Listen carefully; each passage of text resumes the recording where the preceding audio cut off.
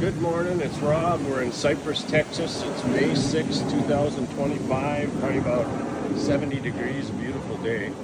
I'm going to give you a garden tour. That's Hades, my daughter Mary's Great Dane. He's probably, I'm thinking 170 right now, 170 pounds. He's a big boy. Over here, oh, we have Checkers. Caught him in it. Let's block that. That's Checkers, my Cocker Spaniel. He's my boat dog. This is my Oklahoma Joe's Grill. You know, when we moved to Texas, they made me buy this when I hit the border of Texas, because you can't come into Texas if you don't have a pit. So here we go. This is my forge. These are some bush tomato plants. Growing pretty good. I'm getting quite a few tomatoes on them. I've been eating. I come out here, and as I'm watering or working in my garden, trimming plants, I eat tomatoes, I eat okra, I eat spinach leaves, I eat some chives. So these are just some grow bags in tree planters, because I had some extra tomato and pepper seeds, and I planted them really late in the year, so we'll see how that goes. I'm not even going to thin it. I'm just going to see what happens. Over here, we have our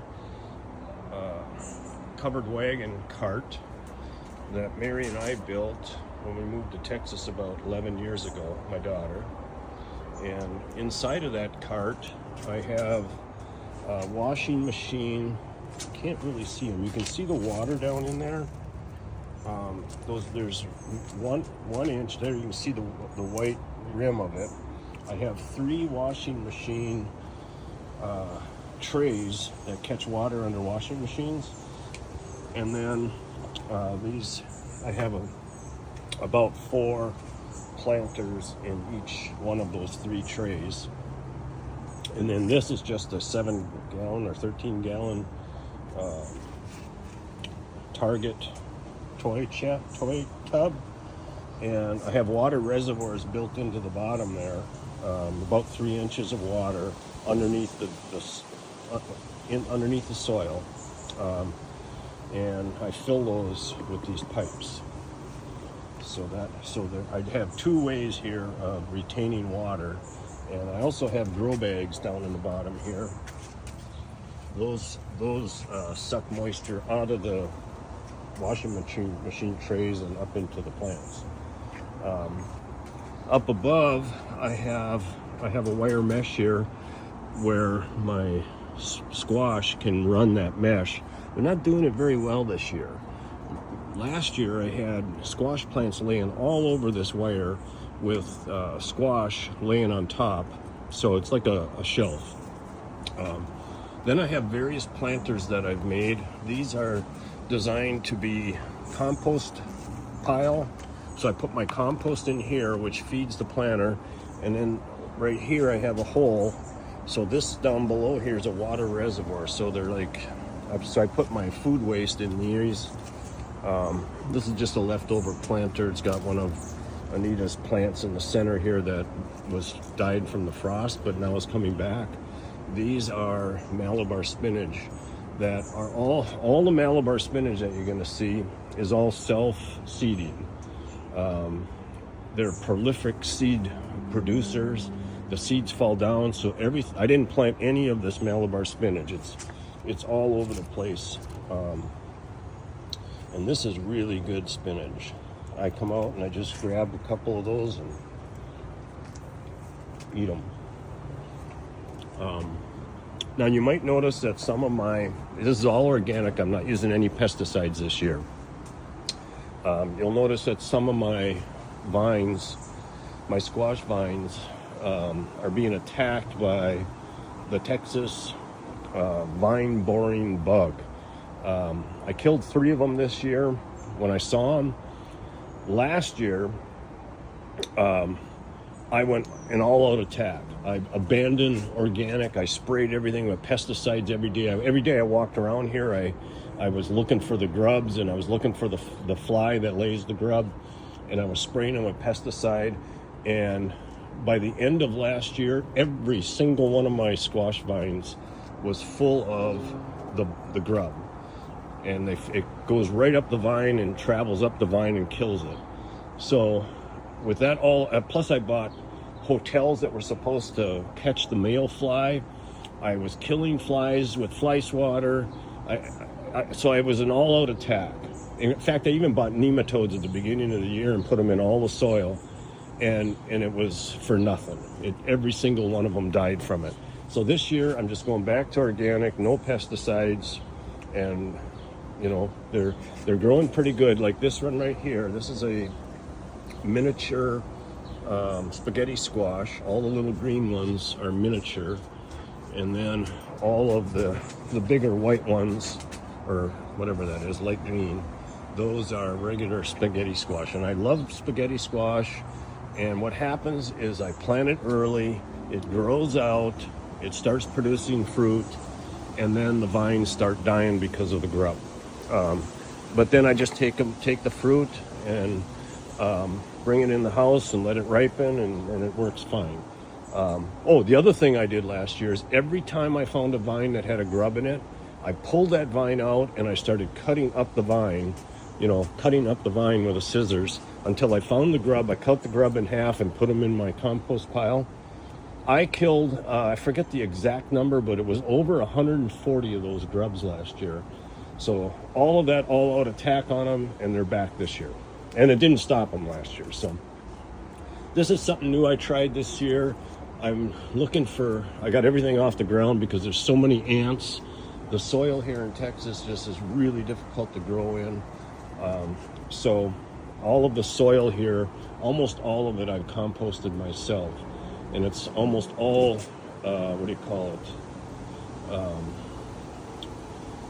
non-sand and non-dirt, whatever that's called. I forgot now.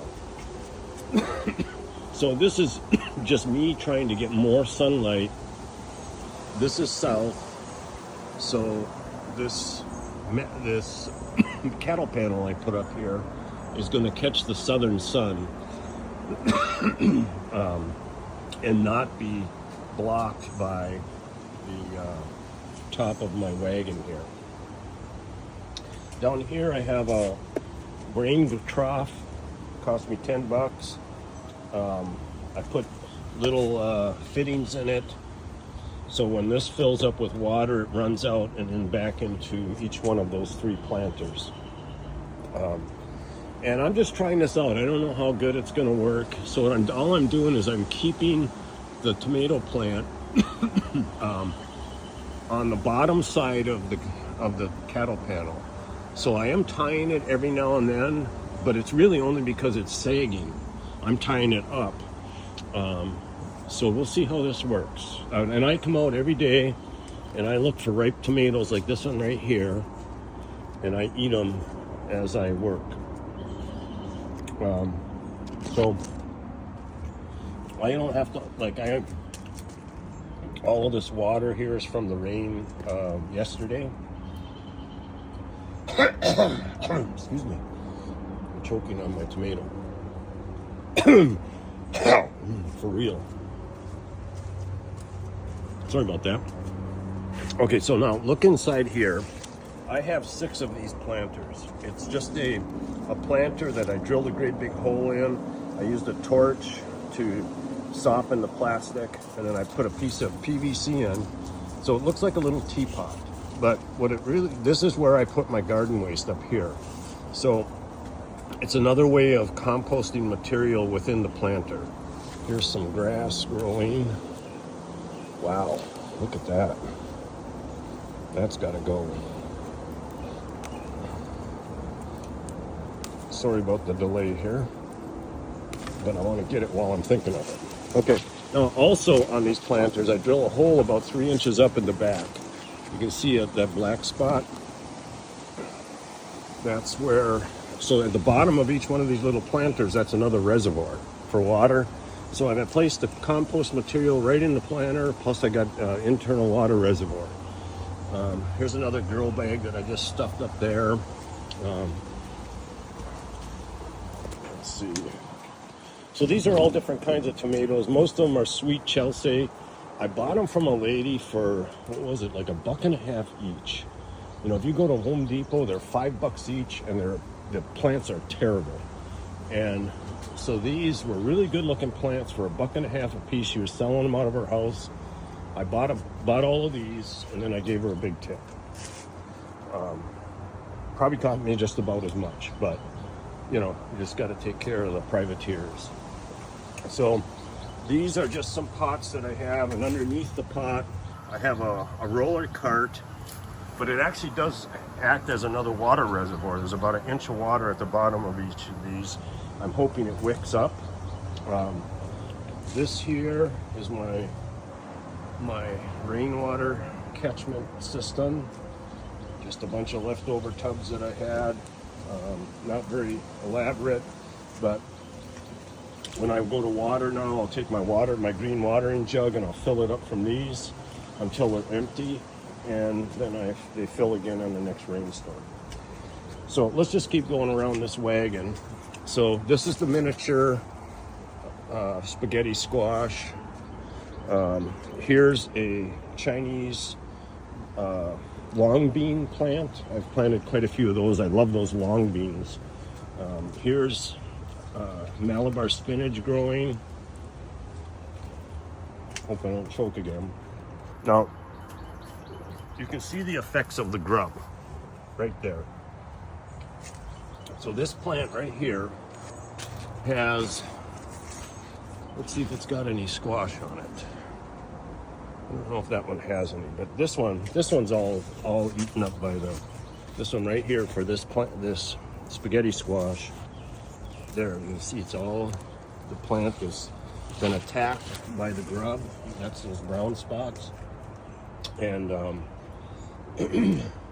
so I'll just leave this here. The plant is still alive, barely. So this will get close to being ripe, and then I can take it in the house. Excuse me. So here's some more of those tomatoes and peppers that I just had extra seeds and threw in there. These chives right here, I've got 5 planters with chives in. I brought those down 13 years ago from Michigan, and it's the same plant. I have never planted it from seed.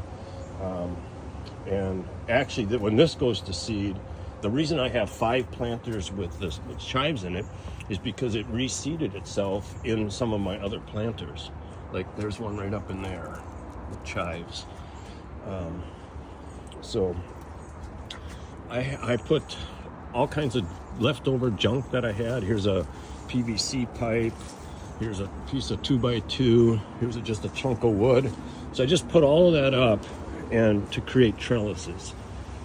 I don't have hardly anything on the ground. You'll notice though, down on the ground all over the place, I have Malabar spinach growing. So these barrels I made about 8-9 years ago. Just a 50-gallon drum. Cut the bottom of it out. This is to open this up. On the bottom, that's the top of the bucket or the barrel down at the bottom, and I have the big bung hole blocked or with a cover in it or a plug, and then a small one I have open, and I let them drain into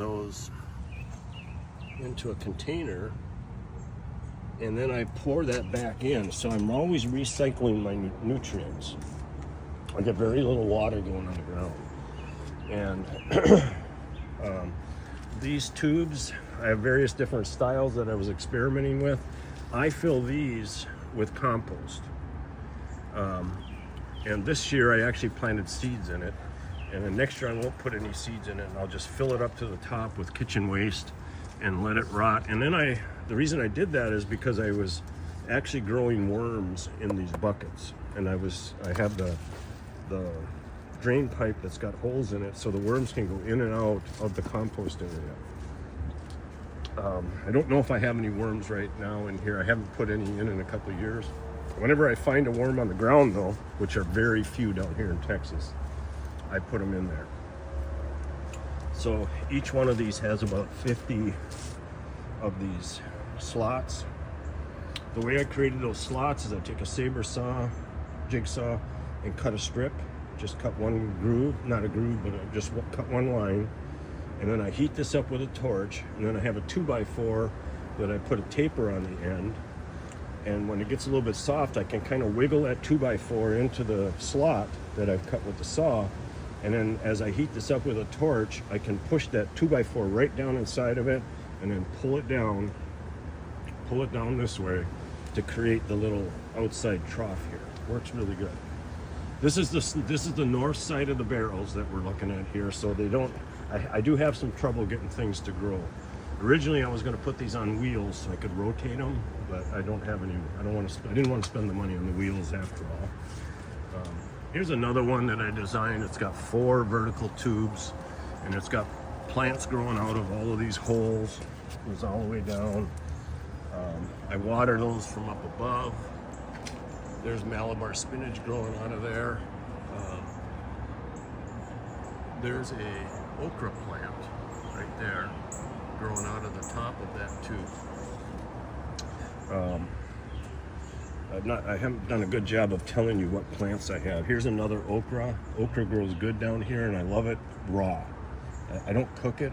When I come out here later after it starts producing fruit, I cut them off when they're about 2-3 inches long, and I'm gonna make sure this is zoomed out all the way. There we go. That might be a little better. Okay, so then I eat them raw as I'm out here watering or picking bugs or whatever I'm doing. This dark green plant is a persimmon tree, which I'll show you in a minute, but I just love their, waxy leaves. So here's Malabar spinach, all growing on its own. I didn't plant any of that. Here's a good example of what the grub does to a squash vine. So the race is on. How much fruit? I've got 35. I counted them yesterday. I've got 35 squash growing of 3 different varieties. The regular spaghetti squash, the green mini one, and then I'll show you one more type of squash. But I only have 1 fruit this year. Here's a persimmon. I got 4 female trees, and I got 1 male tree. I put out bee feeders to draw the bees in, and I didn't get very many bees this year. Here's one of my bee feeders. It's empty right now, but I just have a hole in the bottom, and I fill this with sugar water. Works pretty good. This is a method for I'm going to cut this off. I'm growing roots inside of here. I scrape all the bark off for about 1 inch of the branch. This is a branch that I would normally have pruned because it's going straight up in the winter. Instead of pruning this year, I bought these little root ball growers and put them. I have 10 of them, so hopefully I'll get some. What do you call that? Starts with a P. Anyway, I don't remember. So now let's go around here and we'll start talking about the trees and my planters for the trees. So most of them I have 2 buckets inside because these have holes in them, and what I wanted to do was create a water reservoir again. So I put some more of those Target toy bins, round toy bins in there. I put 4-inch plastic pipe down in the bottom, cut to length. Some of them I put some bottles and just some things to create reservoirs. And then I put the cloth, the landscaping cloth, over the top of all of the 4-inch diameter tubes. And then about 3 inches up, I drilled a hole in the interior, in the inside tub. So then when I fill them with these pipes, I always have 3 inches of water in the reservoir down at the bottom, and I fill them up until I see the water coming out of these black ones, because those do have holes. I don't have the Target tubs in every single one of them. Some of them I just have cloth, but it works fine. Now I also I had these tomato sticks, and I had these little Chinese sticks, and so I built a triangle around every one of the trees. Here's the tree in the center, and then down below I have grow bags, and I put the grow bags right on the soil. So when I water the plants that are in like these chives, and here's some Malabar spinach coming up, when I water that, the water goes through the soil, through the grow bag, and down into the top of the dirt around the tree. So it's like soil covering to keep the soil moist, but it's also another way of capturing water. I'm not wasting any water when I water all the plants in the grow bag. The tree gets watered also. Now, I do try to I routed most of my squash vines up and then away from the tree, because I don't want the squash putting a whole lot of weight on the tree. But you can see I have lots of persimmons coming. I love persimmons. It's like eating a candy bar. This tree had a little problem. Here's a persimmon. It's a different kind of persimmon. I forget what this one is. But this one started dropping a lot of its fruit. And I think it does that automatically based on how much it can handle. Now, my fruit production so far this year is the best year ever. These trees I've had for about 5 or 6 years. So there's a bunch of dual purpose things here. It's a water reservoir. It's a tree planter. It's a place to put some more vegetables in the grow bags, and it's all kind of working together. Kind of like permaculture. Here I put these 90-degree elbows in here. I think I used to have these vertical tubes coming up over on this one too, but I used the tubes. That's right, I took the tubes out and I used them in the bottom of these reservoirs. But I still plant inside of here. Now here's Malabar spinach coming up on its own. Here's Malabar spinach, and this is a vine. It's a really cool plant. So prolific. It tastes good.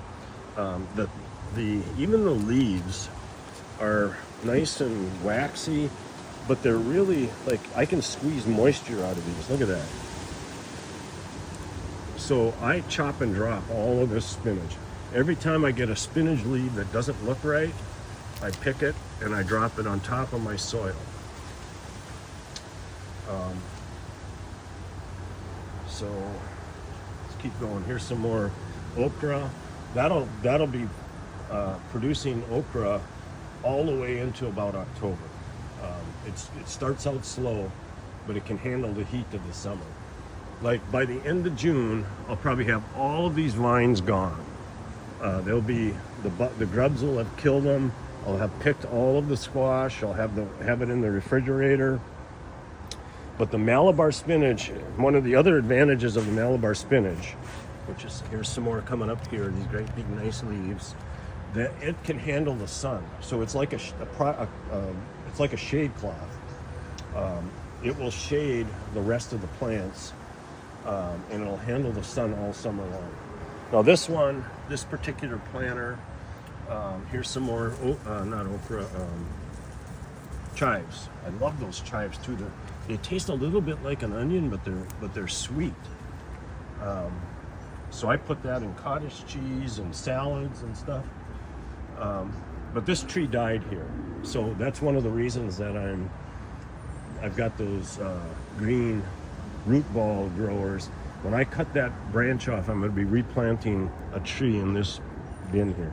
So I've got 6 of these tree bins. 5 of them have trees in. This one died last year. Here's another example of the vine boring grub killing my squash plant. But you can see I still have some new ones coming. I got a lot of female flowers. So there's a male flower that starts before this starts growing. Right when it starts to grow, there'll be a male flower on the end. And I go around and I take the female flower, and that's the pollen way down in the center there. and I manually pollinate the male flower which grows the fruit. So here, this is another tree here, and it had, let's see if it still does, it had some pretty good fruit on it. There's some right there. There's a persimmon on this tree. And I also have, what's it called? Aloya, something like that. Lizards in here. And it's another reason why I'm not using any pesticide this year. Maybe we'll get to see one, but I have 3 of them living in here. So they're a pest control, of course. Looks like a gecko, it turns color. Hopefully we'll get to see one. But I'm not using pesticides because I love watching the lizards, and I don't want to kill them. But you can see, like, here's some sheet metal roof flashing, and I just threw up all kinds of waste material out of the garage, and that becomes all of my trellises. Here's a beautiful little mini spaghetti squash. Look at here's some more Malabar spinach. Here's a pepper plant. Let's see if I got any peppers on it. I don't have any peppers on it. Here's an eggplant. Got a couple of eggplants started there. Now every morning I come around and I pick all of the leaves that are going bad off of my squash. And I'm hoping, because that squash boring bug or fly lays its eggs on the bottom of these leaves. So every time I see a bad leaf like this one, I pick them. Look at there's the grub. The grub is in this one right here. Now, let's see if we can find them. I don't have my little clippers with me. Let's see, I gotta put the camera down. Sorry about that. Let's see if I can find a grub.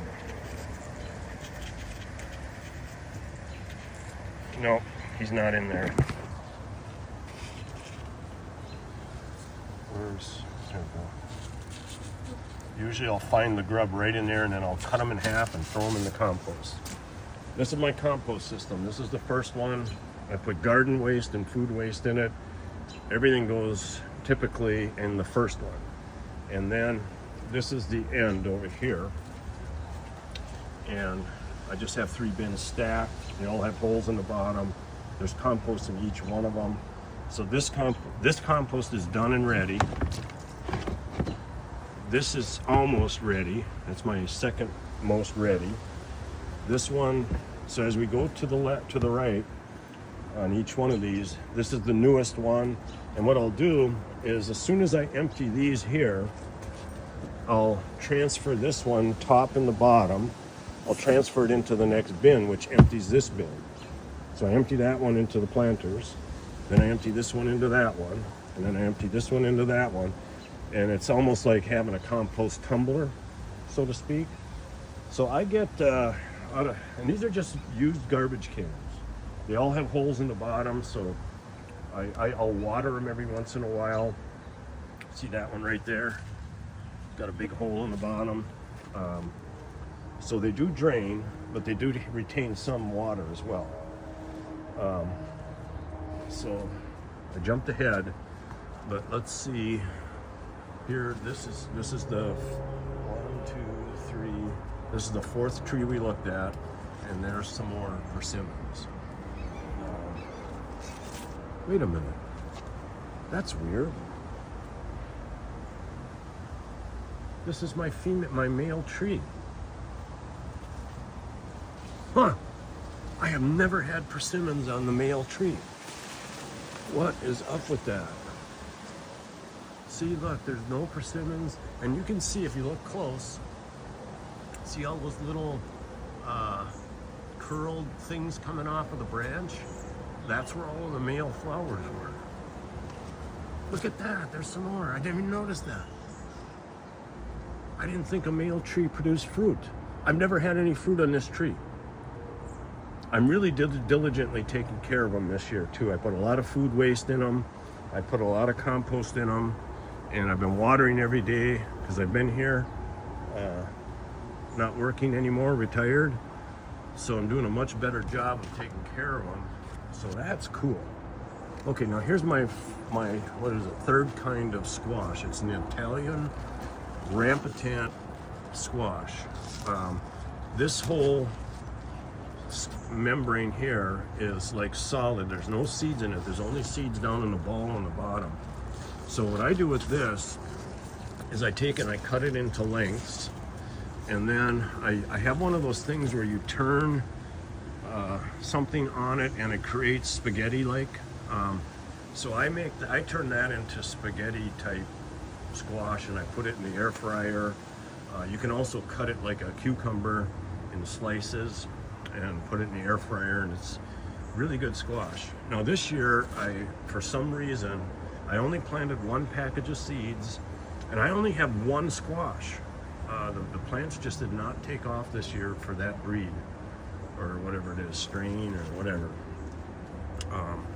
So here's another, and by the way, my lizards drink this sugar water also. See how it's dripping? I drip some every day onto the tree, and then the little lizards will come up and they'll drink that sugar water. This tree here looks way better, but see how the leaves have a fungus? Some of the leaves, there's right there, that black. So I bought some of this fungus spray, which is not a pesticide. It's more of a like a waxy type of stuff that covers the leaf and it smothers the fungus. So I did spray this tree with that stuff this year. It's not supposed to kill anything. Here's some more okra. Look at this by fall. All these little Malabar spinach plants, and here's the vine. It's red, really cool, and the beautiful waxy leaves. And I put that spinach. I pick it every single day, and I'm putting in something, soup. Made some chili. I put it in the chili. I put it in the salads. I ferment it. It's really good fermented. Good stuff, and it grows like crazy.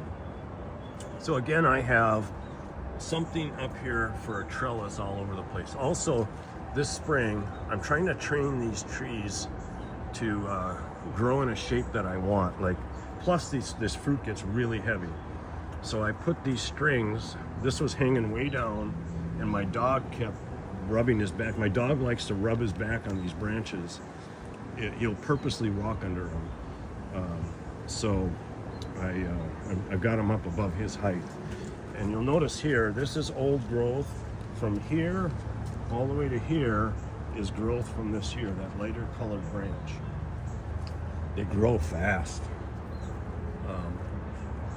Okay, so this is just another barrel. Got Malabar spinach coming out all over the place. Got squash vines everywhere. Okra. Where's some okra? Here's some okra right here. Here's some more Chinese long bean. And those will start to come out about maybe the end of June. And they'll get 3-foot long beans, and they taste nutty. And I eat those most of the time raw while I'm out here. Uh-oh, here's the problem. Oh no, it's not. Now, see this residue here? That's because the vine borer is working right up above. He's going into that vine. But sometimes they'll also bore into my fruit. And what happens if I see a hole in my fruit, I just pick it and I go inside and I dig that out. Most of the time there isn't even a worm in it. I don't know why they dig and then back out, but it's still good. I eat it anyway. When I cut that area out. So here's some more female flowers up here. Here's a male fruit. Here I broke this one. I broke this one when it was only about this long. and I put tape around it to hold it. It was almost broke completely off. And I've done that. You'll see a couple more of them around where I break the plant while I'm trying to route it. While I'm trying to get it to go in the direction that I want it to go in. And I tape them up and I don't know, they just keep going. So we're all the way around now.